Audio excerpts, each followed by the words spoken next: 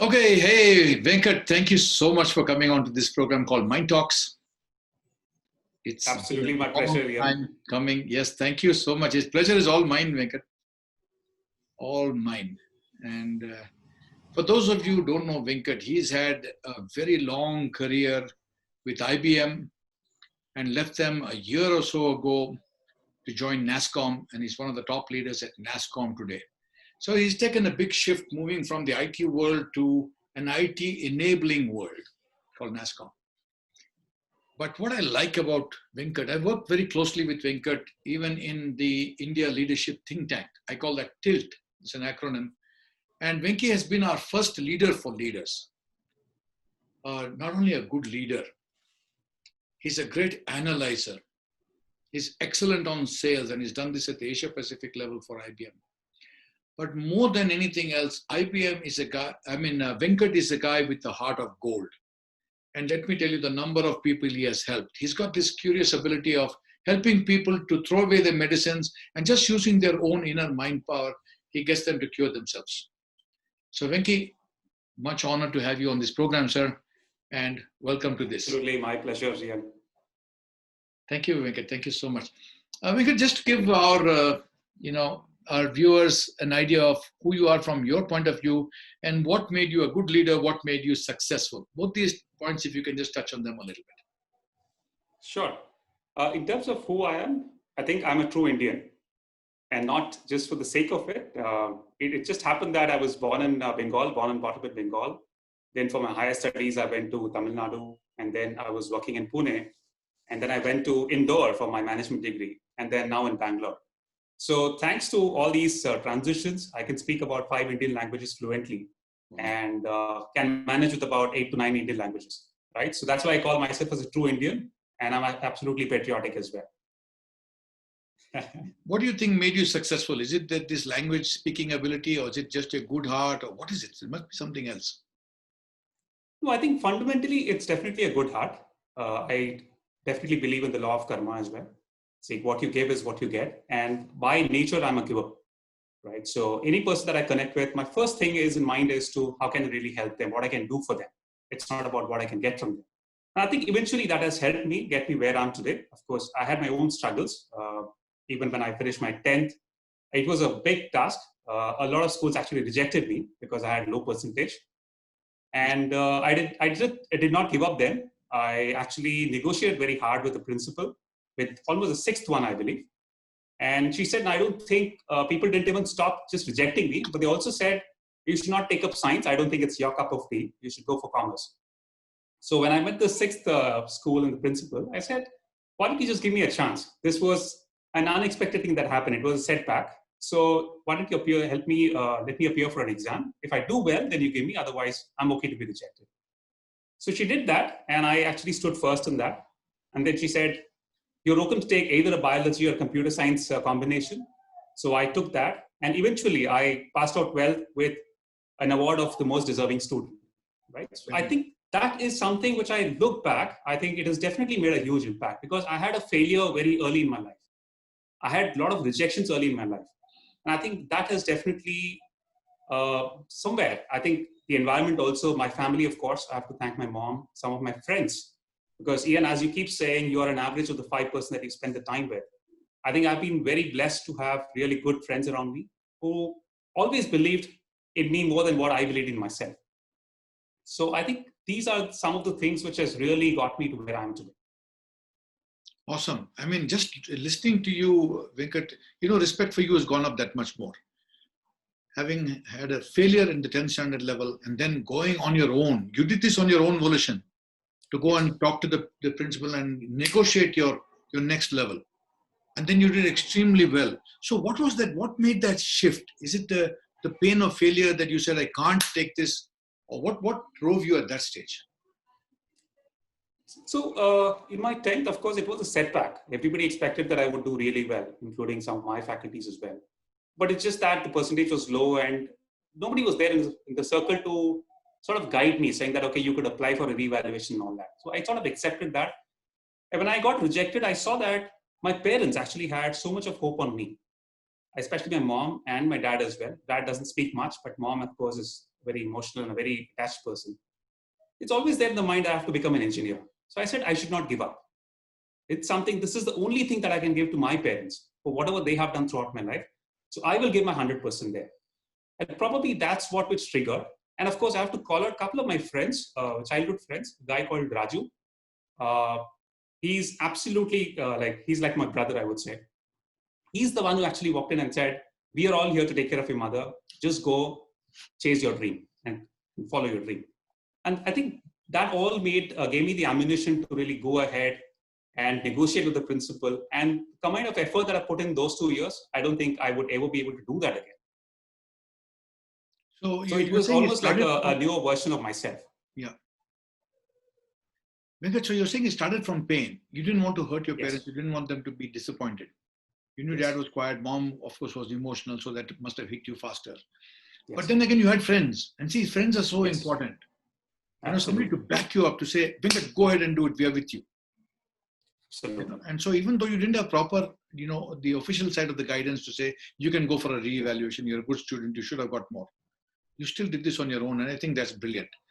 But also what's brilliant is you put in the effort after that to prove that you were not just asking for something unfairly.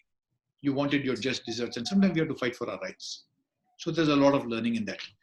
We're going to have to also get to this other level now. You made a transition from IBM. You were in a nice plum job, Asia Pacific level. You were doing what you loved doing. You were already growing up the ladder, building your stature there. What changed, you know, when you said you wanted to join, let's say, an organization, trade body like NASSCOM? It's like out of the path. Something must have come into your mind, or, you know, I know some of that, but I wanted to give it from your words. What happened? Sure. So as an individual here, I think this relates to the previous question as well, which you asked me about what is one of the reasons for success. Is as a person, I keep challenging myself every 2.5, 3 years. I don't like to be in the comfort zone. I definitely consciously try and make an effort to move out of the comfort zone. It could be as small as some of the habits, or it could be as bigger as a career transition. So even while I spent a lot of years at IBM, every 2.5, 3 years, I've got out of my comfort zone, got into a completely different area. Right? A lot of people actually said, if you had been in the same place, you could have probably grown much faster.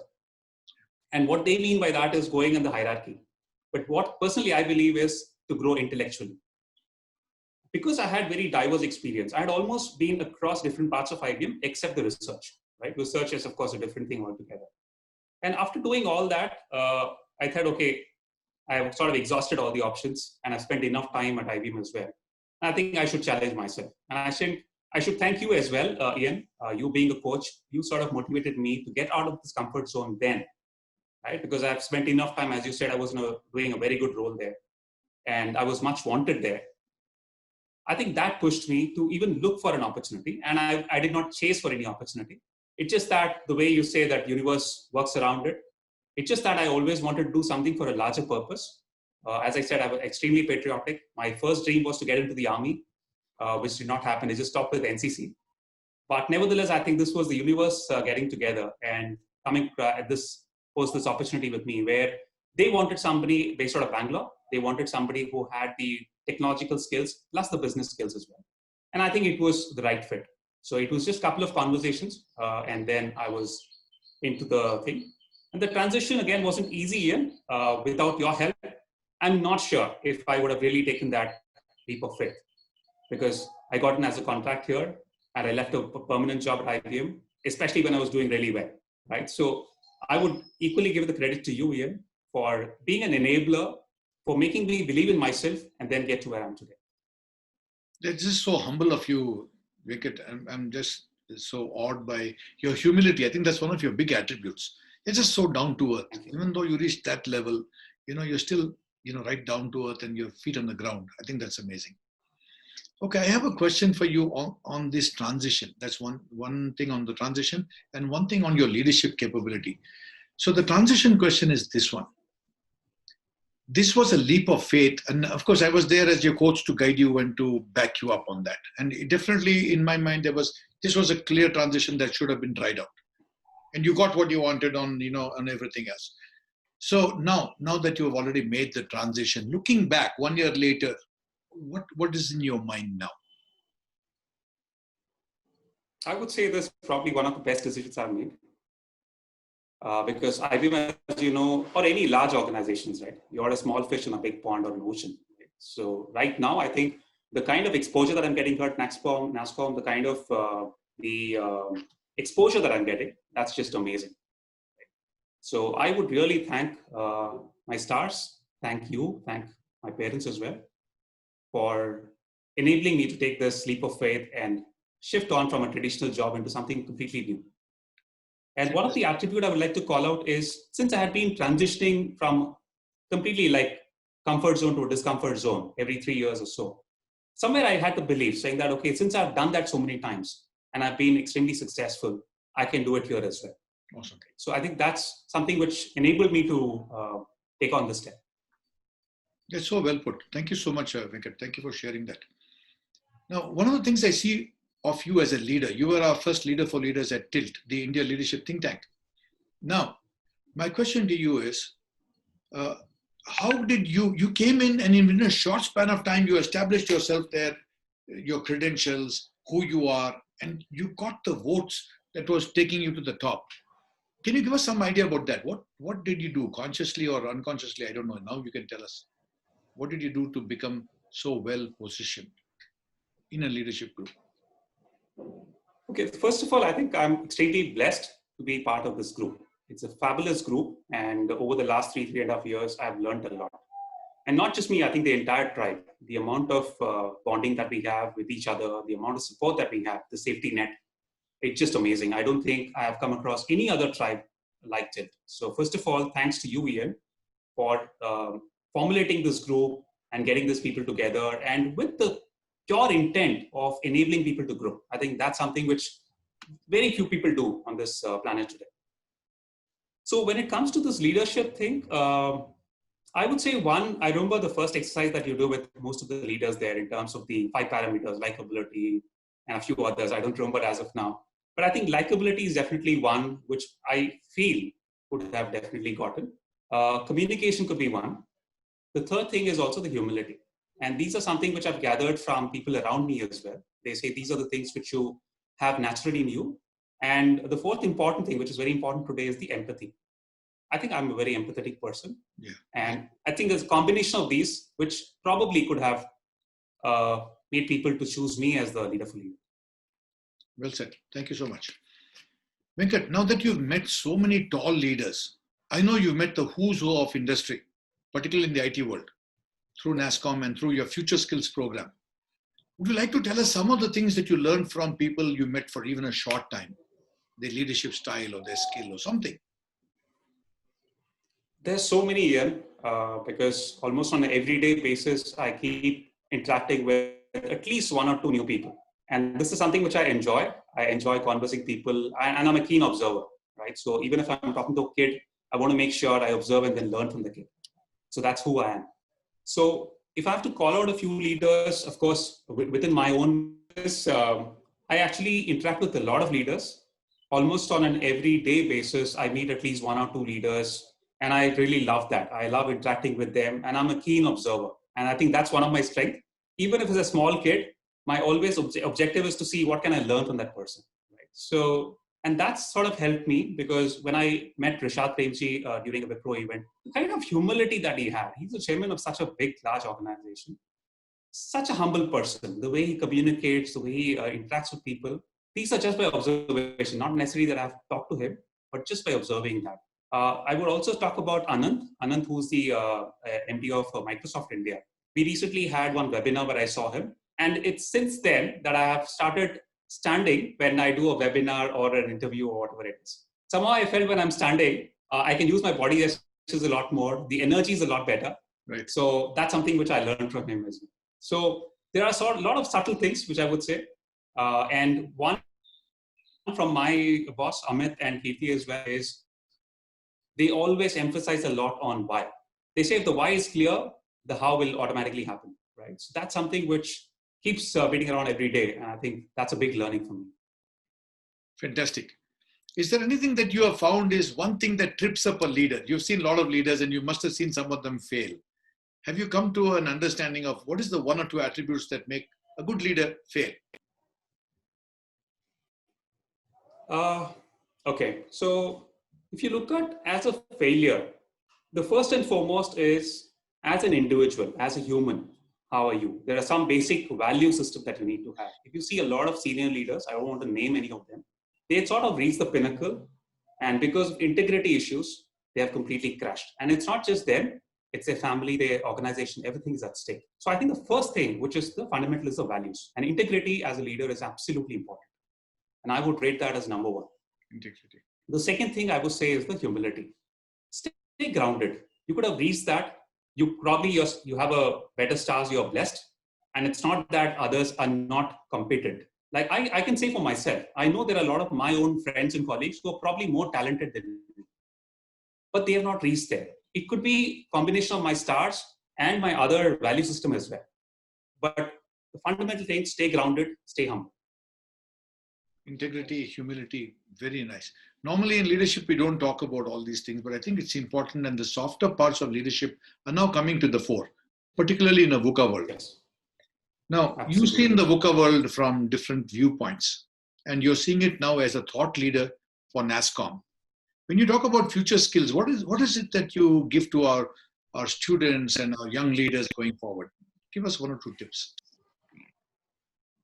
Sure. So Future Skills, just to give a brief, right? Future Skills is an initiative which is intended to make India as the global digital talent hub.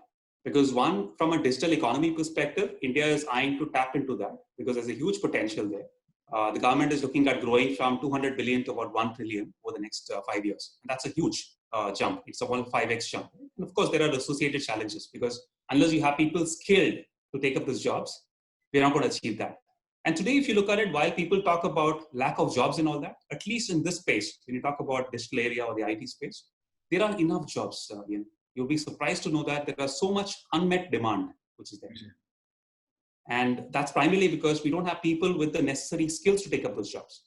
Right? And my primary job is to work with organizations to see how we can enable them to get their employees skilled, because you might be comfortable with the employees today, whatever skills they possess, but you never know whether those skills will be relevant tomorrow.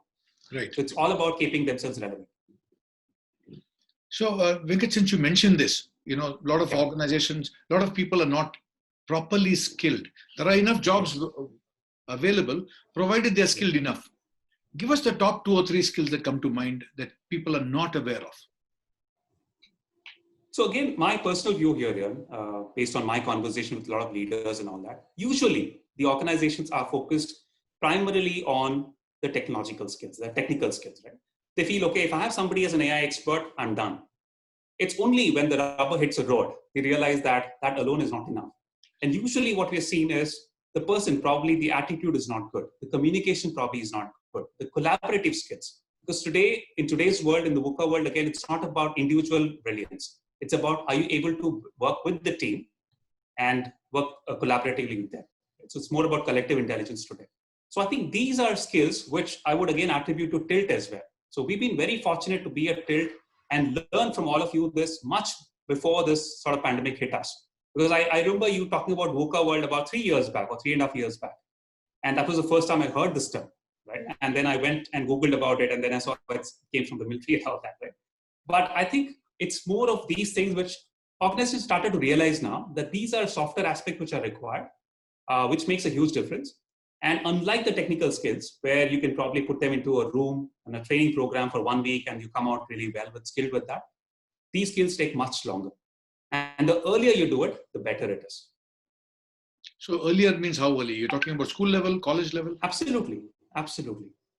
School level. And I think if I just relate that with the new education policy as well, the policy per se is very holistic in nature. It does talk about the holistic development, talks about your professional skills and all that. But of course, we'll have to wait and watch how the implementation is done. But from a policy perspective, I think it's very well done. Super. Okay, so now I'm going to ask you one question on a personal level. Sure. How do you get this ability to look at people and, you've helped a lot of people get through problems like asthma and, chronic problems by throwing away their medicine and just believing themselves. Give us a hint of that. What makes you do that? So I'll probably have to give a story where it started. So it all started when my dad met with an accident. He was one of the most disciplined and fittest person. He never had any ailment in his life. And it was very unfortunate that he went for an angio and then that caused a brain hemorrhage. And fortunately, he survived for 4 years. He was like a second kid to me. And that taught me a lot of things. That really, like in a moment, it actually made me from probably a not so matured person to an absolutely matured person. Right? So I always believe that there is always a positive side to everything that happens in life. Right? Anything doesn't happen as an accident. So this is what I believe it has definitely helped. And during this course is when I got introduced to a couple of leaders. Like one of the person actually referred me to this book called All Is Well and You Can Heal Your Life. So I started reading this book and I started relating with my own dad as to why this happened to him.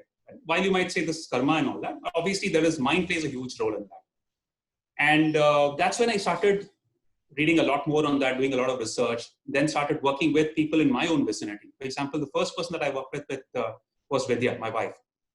So she had a high thyroid and doctor said, as any other doctor, you need to be on altroxin for your life. And it was just, we were going on a walk, had a good conversation. I was able to relate exactly where the problem was. And I said, you know what, there is something which is there with your dad. You need to have a conversation. You need to complete this part. And credit to her, she diligently went on the next day, had a good conversation. 2 weeks later, we did a test. It was normal. The doctors couldn't believe. They said, no, it's not possible. Do a test again. She did that. After a year, she did the test. She's normal. So that sort of gave me the confidence that it's not about me. It's not about me because somebody had already written that. I just sort of tried to apply it. And it's the power of the mind and the way the body is structured. It can heal by itself. It's just that if we allow them and don't interfere, I think it'll heal by itself. So that was a thing. And I said, okay, given what I've seen for my dad's thing, the medical industry, how it operates, I felt, okay, there are a lot of people. I probably was fortunate enough to take him to the best hospitals and provide him the facility. But there are a lot of people who are not. And of course, even if after spending, you have to go through the pain. So I felt, okay, how can I really give it back to the society? So whoever comes across, I come across, my first intent is to make sure, can I get them out of the stress or anxiety or ailment that is. And God has been kind. I've been able to help quite a few people get out of critical things like asthma, thyroid, and several other problems as well. Fantastic. I mean, just the research that you've done and the number of people you have helped.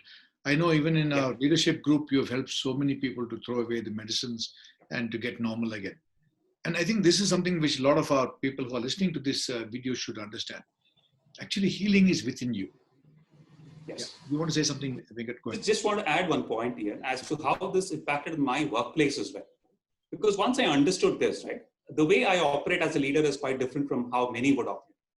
I didn't just go by the face value of it, saying that, okay, this person is not good or bad. I don't label them. I go to the root of it to understand if the person is not doing to the potential, why is he not doing it? Again, the question of why. And I have had quite a few team members in my past. I was able to get to the root. And one, I was able to appreciate how they were doing it. And the conversation also helped them get to a next level. Right? So they understand this leader is not here just as a taskmaster to get things done, but he's a person who really believes in my growth. And the growth is not superficial and a hierarchical thing. The growth actually starts internal. I think that's been a big blessing for me. Awesome. And I think also, Venkat, maybe we should call it out at this stage. I think a lot of leaders cause the problems of health in their subordinates, in their team. Absolutely. Because a toxic leader can actually mess up your life physically. Absolutely. And so the truth of 70% of people don't leave their companies, they leave their leaders, their managers. I think is so true. And I think it's good that they do that. So your advice to leaders would be what in terms of keeping the health of their team intact? Give us a tip for that.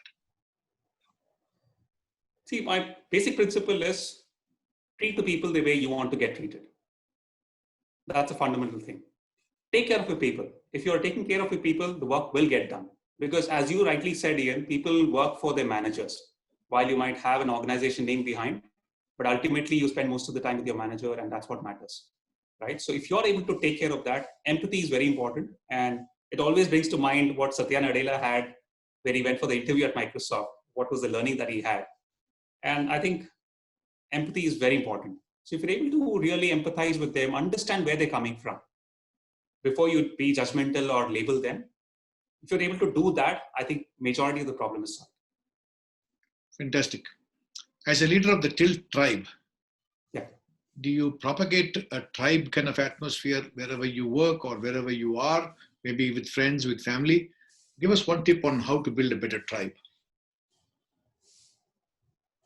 So it starts with bonding here.